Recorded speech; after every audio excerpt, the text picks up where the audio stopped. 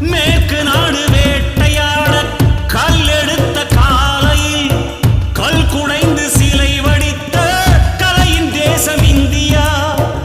ஏனை மக்கள் மொழி வளைக்க இதழ் குவித்த வேளையில் வான் வரைக்கும் இலக்கியங்கள் வரைந்த தேசம் இந்தியா.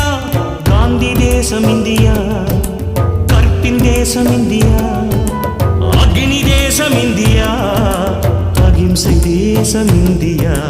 மானம் வீரம் கல்வி காத்த